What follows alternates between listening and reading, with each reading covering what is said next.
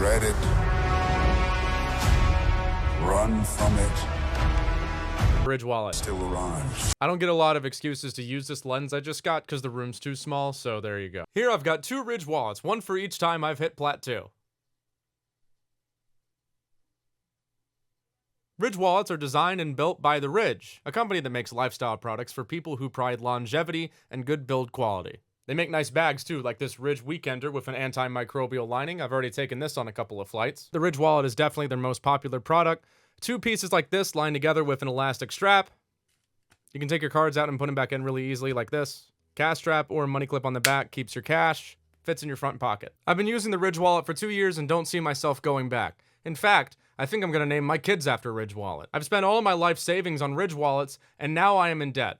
Please help. Go to ridge.com/Gregor. You'll get 10% off of your order by using the code Gregor. It comes with free shipping, and if you don't like it, you can return it for free. Plus, it comes with a lifetime warranty. Thanks again to Ridge for sponsoring this video. So, dudes, welcome to another operator how-to. We're talking about the post-plant queen, Osa, assuming you can get to that part of the round without getting C4'd. Osa is equipped with Google Glass, a deployable, transparent, bulletproof shield, and she gets 2 of them. You can put the shield down on the ground, or attach it to door frames and windows. She can use either Thermite's assault rifle or Jackal's PDW, and the PMM as a sidearm. Smokes and claymores are her gadget options. Smokes are useful for site executes, obviously, but claymores may be necessary depending on the site and how long you're going to be sitting on rappel to avoid getting run out on. Osa is designed as an aid for planting the diffuser and protecting it after it's been planted. This gadget makes Osa one of the better post-plant operators in the game, but mind you, Osa doesn't get everything. She doesn't really have anything to open the wall with, and she can't burn ADSs, so while she is good for making things difficult for the defenders in terms of gunfighting, that's kind of it. She'll need to rely on other attackers to help her get a plant down, but this doesn't mean there aren't some things she can do to make that easier. In an incredible turn of events, Ubisoft have managed to create the impossible, a shield operator that doesn't tilt the hell out of you. Don't do that one. Nice. What? What is this round? Wait, what just happened? How did he not kill you? Oh, he's upset, bro. This game is mad. What the hell was that? Despite the primary role of Osa's shield being deployable cover, the shield can be dealt with in its deployed state very quickly, but not until it's deployed completely. Osa walks around with the shield in front of her covering most of her body when crouched. Depending on the angle, her leg hitboxes will get exposed sometimes, so you should keep that in mind while you cross contested angles or try to gather intel for your teammates while using the shield the way you would with a conventional shield operator. She keeps both hands on this object, unlike Washington football team players that like to run around with one hand on it, so she can't ADS with the pistol. She has to switch weapons entirely to shoot. I personally don't have a stack coordinated enough to take advantage of the intel you can get with Osa while she has the shield undeployed. You probably don't either, but when the opportunity arises, it can be useful. And this is probably going to be one of the stronger aspects about Osa in Professional Siege. Obviously, sites in this game that rely heavily on window play are going to be places where Osa will shine. Think top floor on Consulate, top floor on Bank, among others. There's just one problem. Osa is a C4 magnet. I can't count the amount of times I've been killed or nearly killed by C4 on this operator. So you might be asking, what's the point in even playing her? Simple. Debate C4s.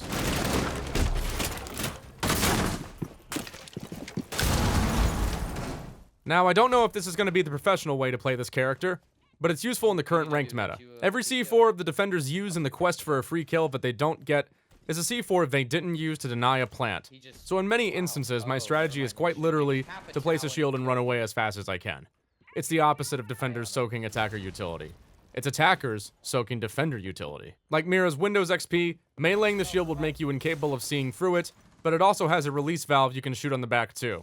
Don't get too cocky with this, just be mindful that the sound cue this gadget makes is going to attract a C4 rip very soon. And that's okay, because honestly, having an operator that can use a taunt from World of Warcraft except against actual people is kind of a selling point.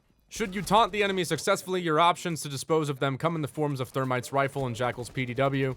After painfully losing a gunfight or two that would have been won with a higher rate of fire, I decided to give the PDW a try. The PDW, having a faster fire rate coupled with a big 50-round drum mag that looks stupid and I hate it. Okay, I'm gonna go on a tangent. Maybe it makes sense for Osa, but why is a military-trained professional like Jackal breaching and clearing and door kicking operating with a 21st century Tommy gun. This is ridiculous. It's a disgrace! I can't, in good faith, bring myself to... Okay. Wait. Never mind.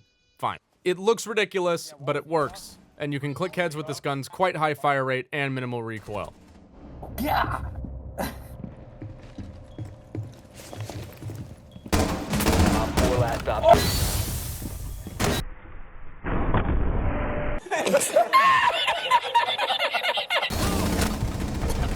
Yo, good job, man. That guy's, Let's go, baby. Plus that 1.5 scope that I assume you'll be using.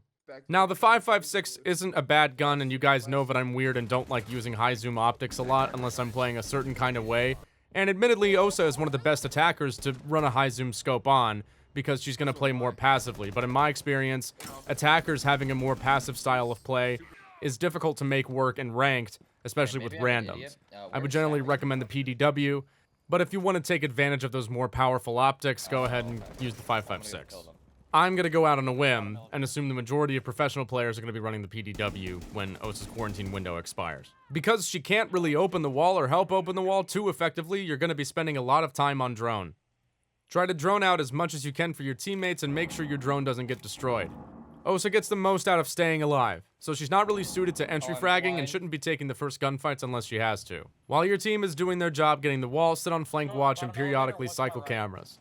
Once the wall is open and you have the map control you need, start your execute by popping some smokes if you have them.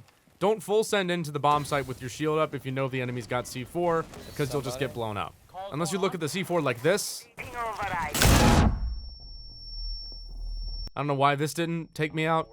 I'm assuming I did something right here. So if you have your Osa shield out and a C4 comes towards you, look defiantly at it, and maybe you'll live. I don't know. Try to bait out the defender util, or at least have a teammate ready to try and shoot the C4.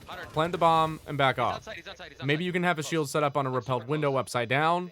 In that case, you'll be pretty difficult to deal with. If you love plants, then you'll love this operator. That's all you really need to know about Osa.